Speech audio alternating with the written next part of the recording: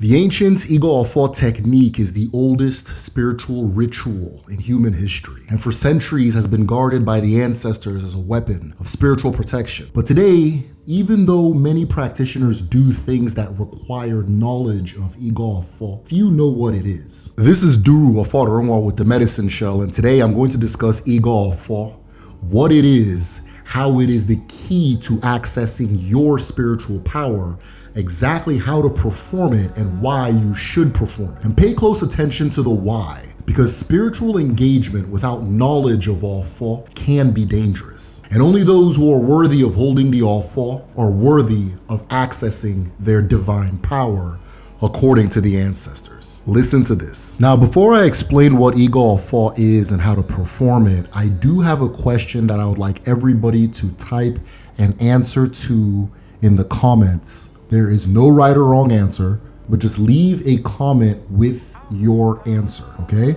The question is inner peace earned or chosen? If you believe that inner peace is earned, type A. If you believe inner peace is chosen, type B. If you want to elaborate on your answer, because I really like reading what you guys have to contribute, and I read everything. I like reading you guys' perspectives. Is inner peace earned or chosen? A or B? Type your comment below. In order to understand Igo Ofo, I have to answer a few questions. The first being, what is the Ofo and why does it matter? In fact, why did our ancestors see Igo Ofo as a matter of life and death for spiritual practitioners? Now, as I'm explaining what the Ofo is, I'm also going to point to a misconception that almost everybody has that we're going to break today. So listen. In the ancestral worldview, all things are created by the creator, which is a couple rather than an individual. This couple is Chi, the conceiver, and Eke, who is creation itself. In order for anything to exist, these two parts, the father and mother of creation, must come together and form an agreement as to the truth and nature of that thing that is coming into existence. That agreement, that pact, that is the truth and nature of each thing is referred to by our ancestors as its Ofo. An Ofo is an agreement or a pact that allows something else to exist, because within that pact, the Ofo defines the nature and the truth of the thing that it allows to exist. This pact is binding and it is acknowledged by your ancestors, by the Abara or the natural forces of the universe, by Chi na Eke, by the self, by spirit, and by humanity. And therefore, a person who is holding the Ofo is holding it and therefore speaking on behalf of all of these elements at once. But what do I mean by holding the Ofo? In Odinala, this pact, known as the Ofo, is given the physical form of a staff made from the Ofo tree or by iron. Though today people just use the tree. I think the practice of using iron has fallen out, which is unfortunate because the iron Ofo from the past were beautiful. And from this nature, you get the name Ofo, very literally meaning what remains. It is also from this nature that you get the understanding that when you are holding the Ofo that your ancestors have held, you are representing them in the physical world. You are speaking and acting on their behalf, as well as representing the source of your creation, Chineke. It is with the Ofo that a person therefore affirms their worthiness of accessing the powers that come from these sources. Pay attention to that because I'm going to really explain that towards the end. But without the Ofo, an individual cannot access those higher powers that they receive from their ancestors and from their source, because the Ofo is the binding element between all of these things. And whoever holds it is asserting and affirming their worthiness to receive and to command their ezumezu. Now, if you pay attention, I've been referring to this concept of accessing your power or accessing some type of power by using the Ofo. Now, what does this mean?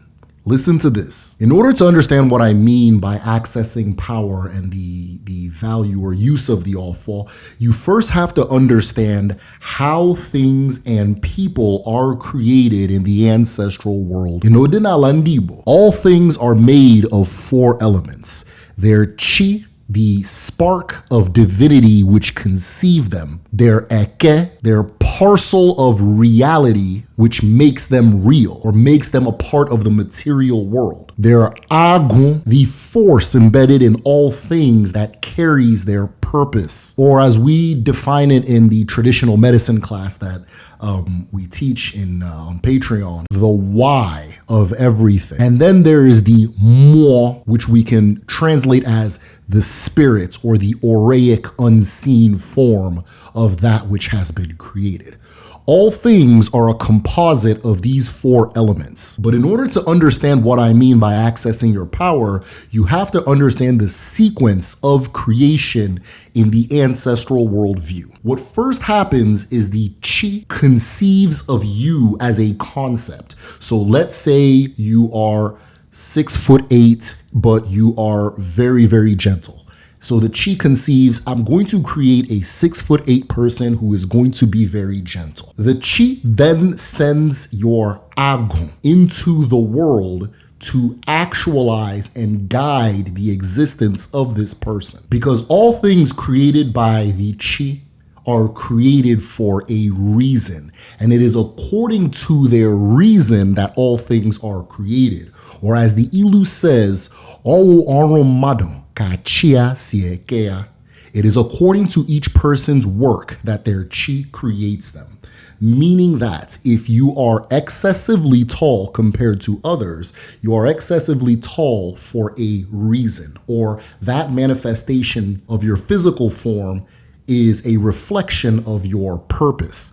If you are blind in one eye, any feature that you may have is tied back to your purpose. Your chi created you that way for a reason. The same way all cups have an empty space in the middle because the reason for the cup's existence is to fill that space and make things more portable than they previously were, like water. But the chi cannot create alone. What happens first is the agun is sent into creation, which is the manifest world, uamado, that we exist in. And in order to manifest into reality, the chi and the agun have to negotiate with eke, creation, in order for her to consent to or allow for you to exist. So let's say your chi says, this person that is very tall and very gentle is coming into this world to take care of very short people when they are scared,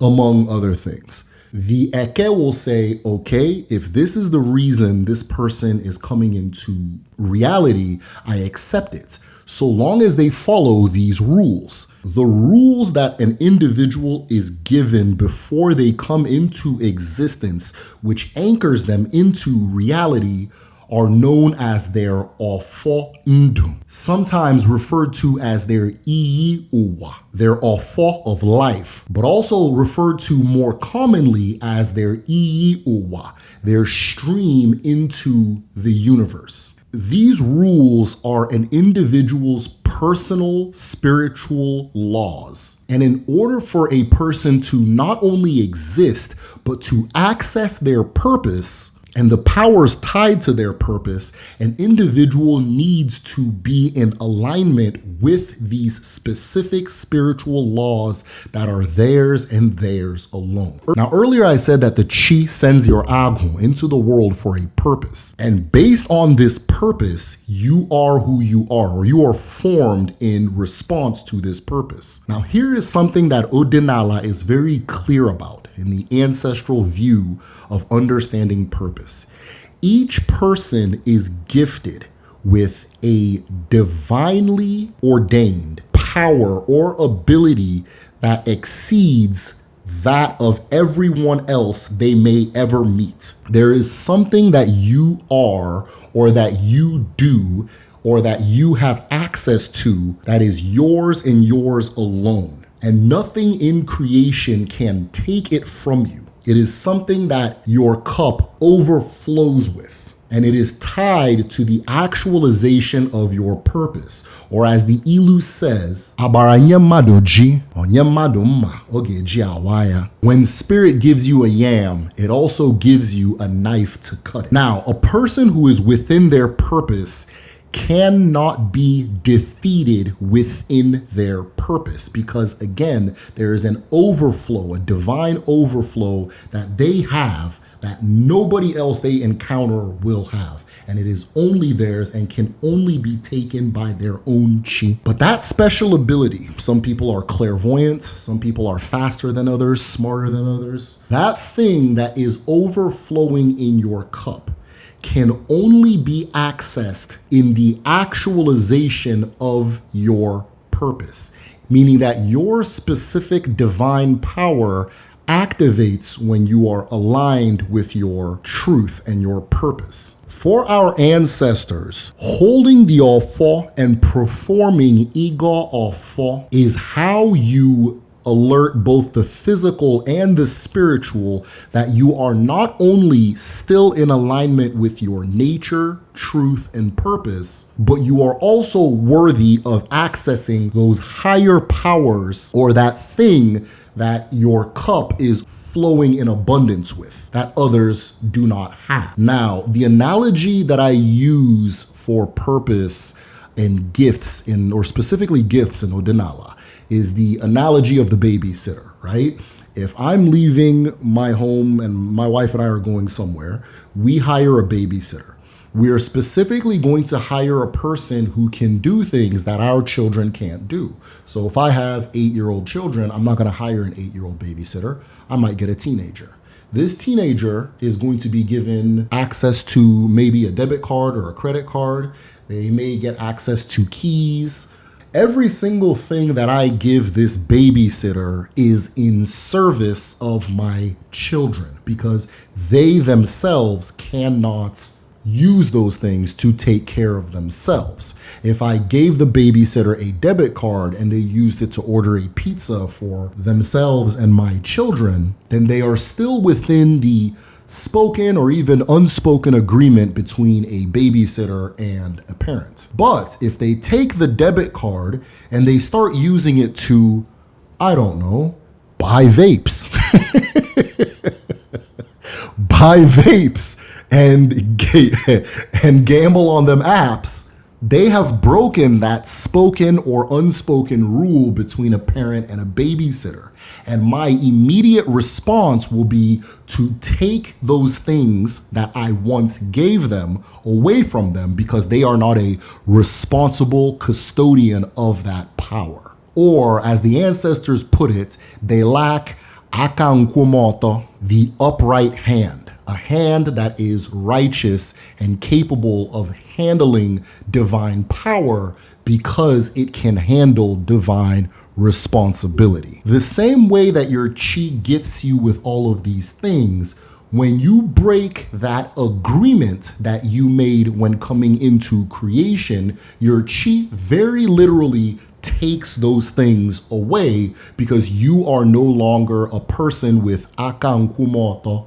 You no longer have a hand that can handle divine, or even quote unquote worldly responsibilities, and you therefore do not access or get access to your divine power and worldly gifts. This loss of access comes when a person is out of alignment with their Ofo, or that original agreement that their Chi and their Agun made with Eke creation. Now, this particular description that I've given describes one nature of the Ofo, and this is the fact that the Ofo is the key to accessing your divine promise, as well as the key to keeping and maintaining what comes from that divine promise, both the power and the responsibility. But there is also the fact that the Ofo has another nature, and that is that of a protector. Listen to this.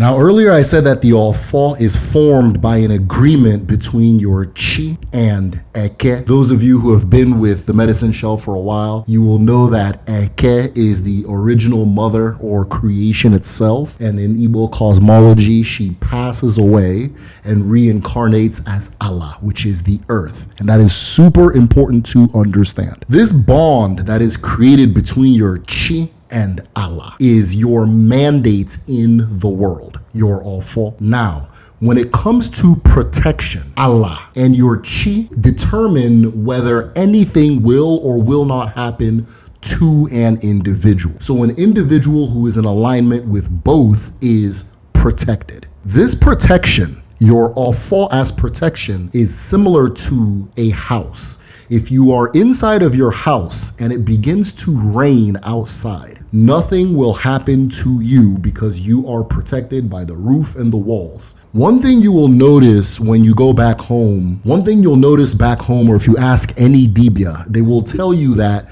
the people who are most afraid of witchcraft, juju, curses, generational curses, things like that, are consistently Christians. That these are the people that come to Dibias to get this problem solved.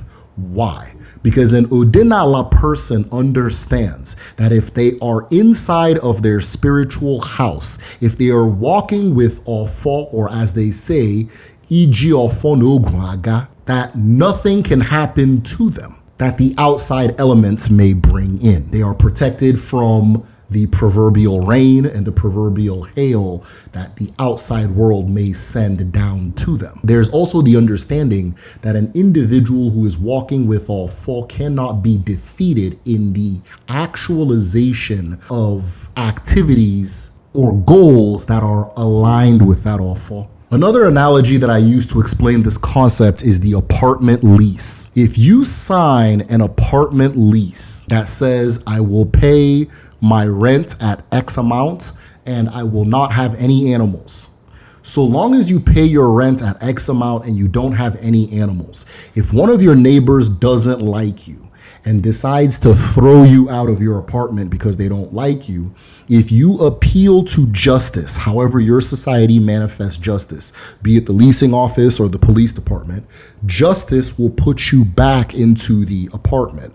Now, if you violate that Ofo between you and the landlord and you decide to not pay your rent, or you have a bunch of animals in the house, if anything or anybody throws you out of your apartment and you again appeal to justice, justice will honor the fact that you've been thrown out and keep you out of that apartment. So in this sense, the Ofo both brings protection and punishment depending on your alignment with its principles and the basic agreements of your existence. One of the things I said in that analogy was the concept of appealing to justice. And pay attention to this because the Ofo has a husband, and you must understand who this husband is in order for you to understand how and why you should perform Igo Ofo. Justice is an element of reality and nature in the ancestral worldview.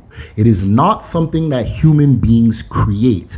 Rather, it is something that human beings aspire to channel for their survival. In this sense, justice is an abara, or one of the fundamental forces that hold nature together. Now, all things that exist have an Ofo, which is their truth.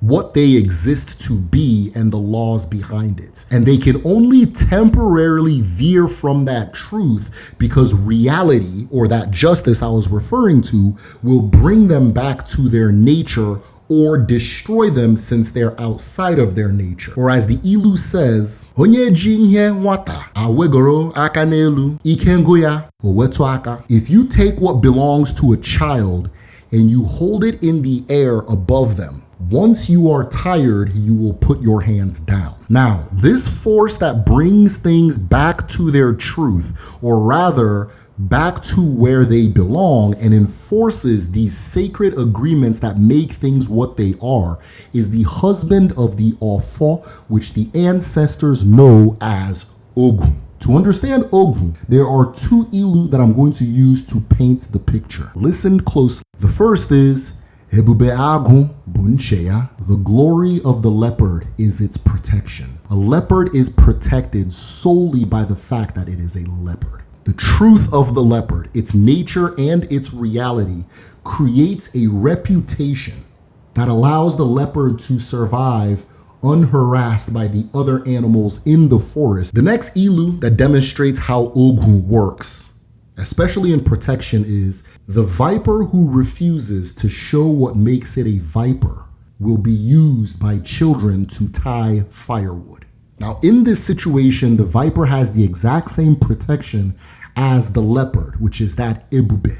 But because it failed to be a viper or to actualize the truth of what makes it a viper, it is now vulnerable to the whims of the world. It is no longer in its spiritual house, and the reins of the world can easily reach its head when it begins to rain. The third is Iririga Jiofo Awala. The worm uses its ofo to dig through the earth, showing it is the ofo and the unspoken part of this Ilu, which is the Ogun, that allows a worm to burrow through the earth without fingers, bones, hands, tools. The worm excels at digging because digging is its greatness. Its greatness is tied to its truth, and our truth is our greatness. Ogun is the universal force that enforces the will of the Ofo.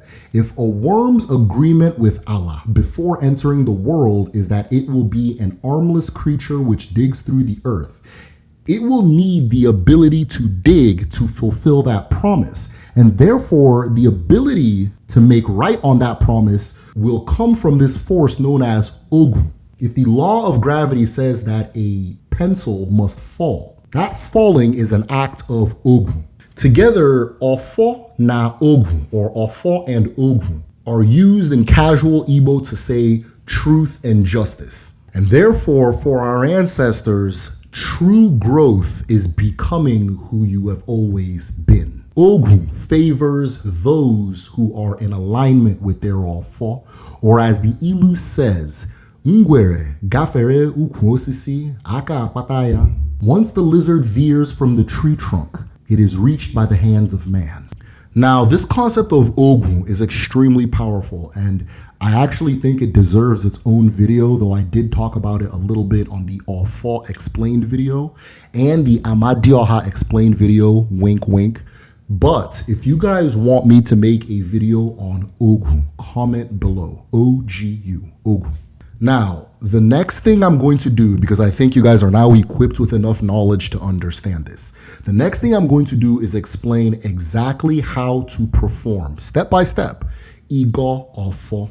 And at the very end of the video, I'm going to explain why I referred to Igo Ofo as the oldest recorded ritual in human history. Step one in performing Igo Ofo is to prepare your materials. These materials will be the Ofo staff, nzu, kola nuts, preferably the red four-lobed kola, and then a sacrificial animal and a bottle of alcohol, specifically spirits or hots if you're in Nigeria.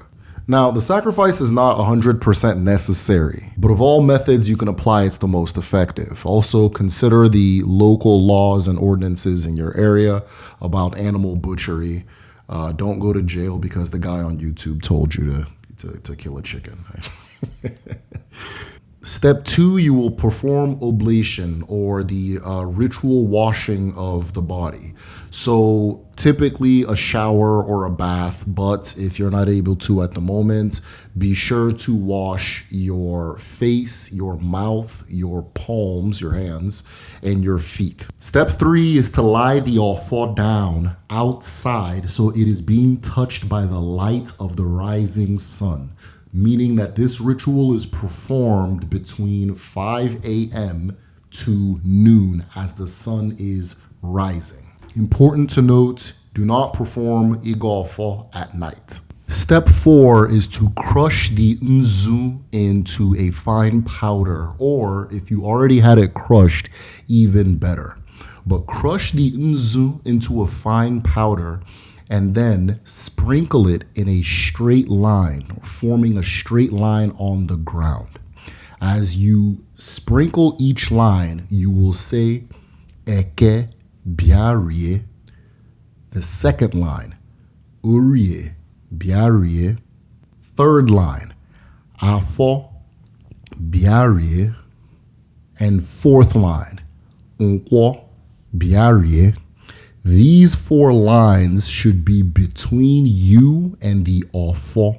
If you are by chance on a hard surface, you can take the nzu and draw the 4 lines, saying the same 4 mantras. And as a bonus, you can also circle the 4 lines. But this is not 100% necessary. It's more stylistic. Now, step 5 is going to be the performance of Iwa Oji. Iwa Oji is the kola nut breaking ceremony, right? If you want to know, and if I can make an entire video on how to do specifically that, but I do have the resources available for Iwa Oji on patreon.com/themedicineshell. So if you don't know how to perform Iwa Oji, or you don't have your own resources for learning, join the Patreon or schedule a one-to-one, and I'll teach you one-to-one, right? And then eventually I'll also make a video specifically on how to do Iwa Oji. But for those who know how to perform the kola nut breaking ceremony, you are going to do the next phase exactly how you would do Iwa Oji, where you're greeting the creator, you're greeting the ancestors, you're greeting the Abara, right? The only difference is, once you are done with your greetings, you will say Utu Ihurum Bu Utumde, which is, the way you see me is the way I am, or I am as I am. Step 6 will be your negative affirmations. A negative affirmation is an affirmation said in the negative. So for example, you will say, I have not stolen. I have not killed.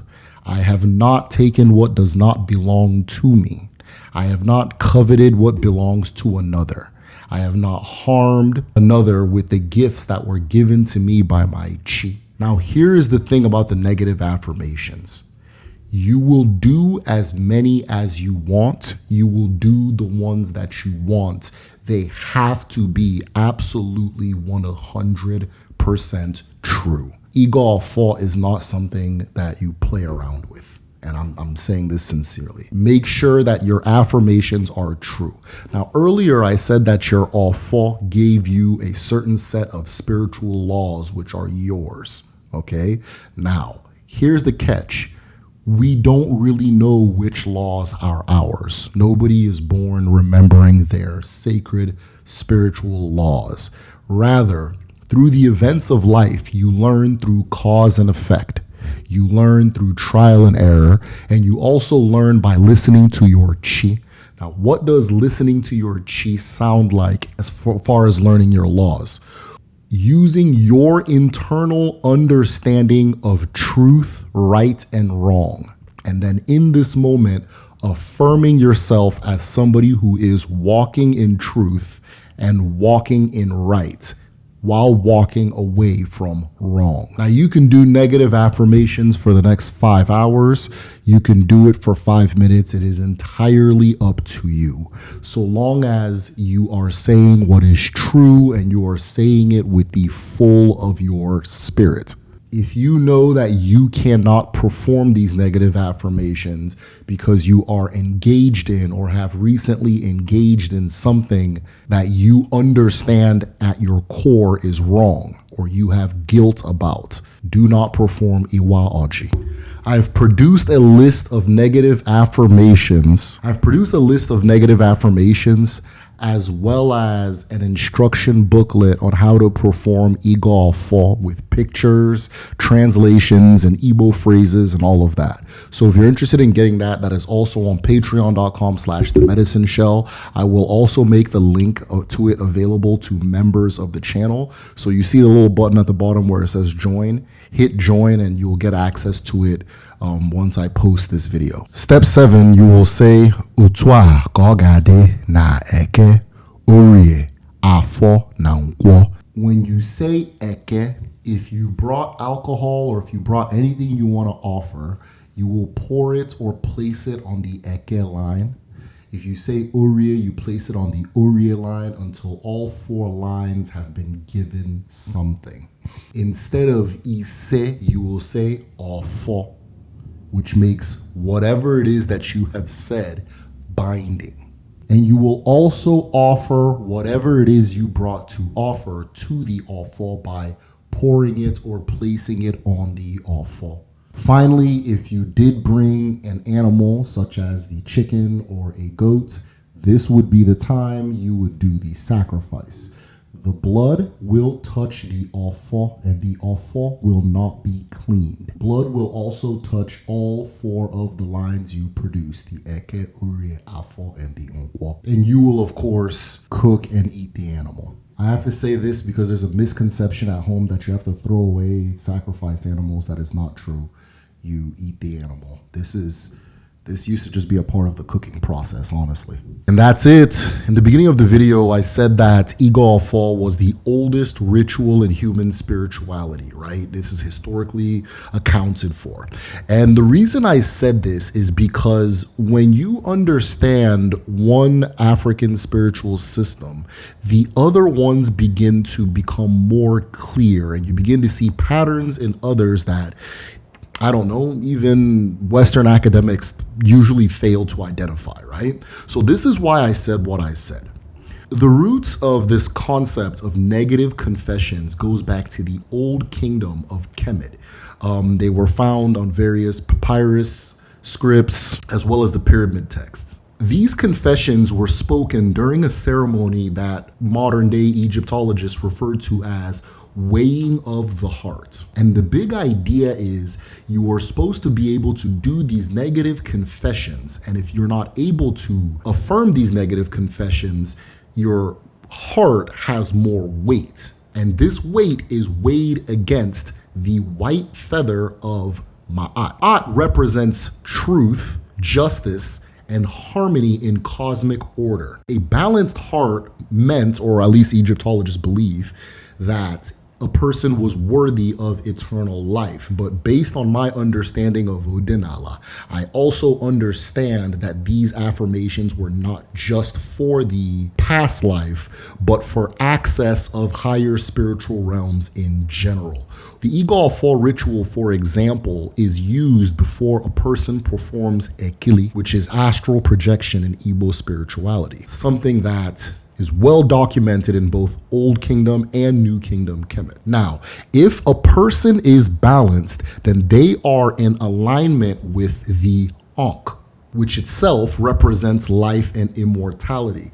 Now, one thing that stuck out to me is the general shape of what is being depicted on the Ankh and the general shape of what is being depicted on the Ofo.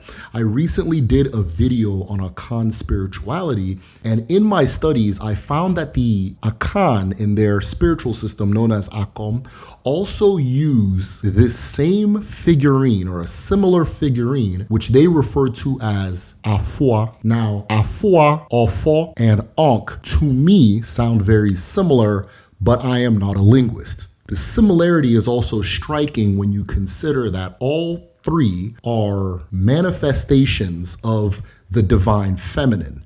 And all three are used in the process of representing truth, balance, and justice, as well as in taking oaths or standing in the truth of an oath. These negative affirmations became popular as the 42 laws of Ma'at, which were ethical declarations, not necessarily statutes or like the rules of Kemetic religion, as a lot of people tend to believe in the West. Now, each confession, just like Igo Ofo, is an affirmation of what you have not done in order to prove your worthiness of still holding your Ofo or your Ankh.